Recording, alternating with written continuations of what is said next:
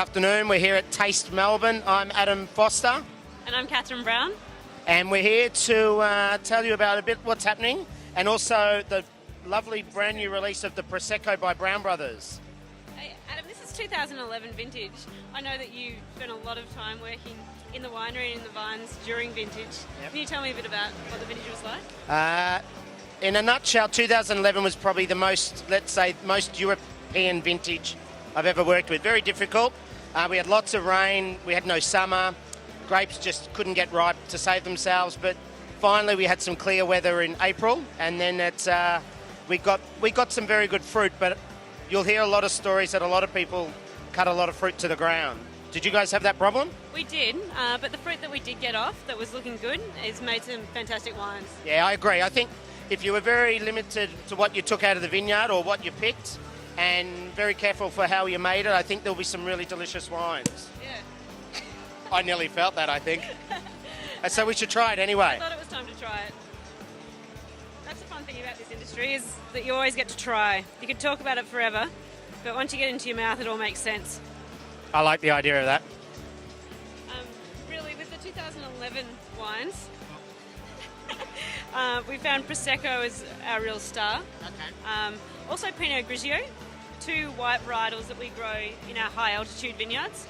Yep. So it's between 600 and 800 metres above sea level. Okay. And we find up there we get sort of the winds coming through. It dries off the grapes after the rain. Yep. And also, especially with Prosecco, the bunches are really loose. Okay. So that enables it to be sort of more resilient. I actually don't think I've seen a Prosecco bunch, but so they're quite loose. They're a bit like the bunches of grapes you find in the supermarket. Okay. So as you know, something like a Pinot Noir is actually really, and Cabernet really stick themselves hard together, whereas this is nice and loose and just sort of moves around. So it's quite resilient towards mould. Awesome. So, well, let's take us through the taste test. Am I going to swallow? Yeah, I should swallow. It always tastes better when you swallow. Yeah, yum. Delicious. It's like liquid sherbet. That's exactly how I explain it. This is made in the Charmat method. Okay. So this is a tank ferment for the first ferment and as well as the secondary ferment, Okay. which compared to the method champenois or method traditional, which the second ferment's done in the bottle. Okay. So this is why a 2011 vintage can be on the vine in February, and now we're here in September and we're drinking the fruits of our labours. Absolutely. Yeah, well, it is really delicious, really clean cut, fruity, a nice little hint of sweetness there, but definitely a hot summer day. A couple of bags of prawns, some salami, maybe it would work really well. That's so right. I find this wine compatible with so many different flavours. That's what I really love about it.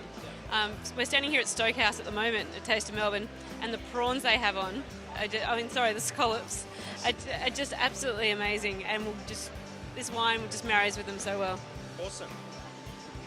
So that's probably us today at the Taste of Melbourne. I'm sure we'll be doing another one very shortly.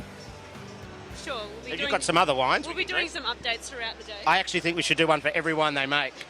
Could be here for a little longer than expected. But anyway, that's Adam signing out. And Katherine. Thank you. Have a great day.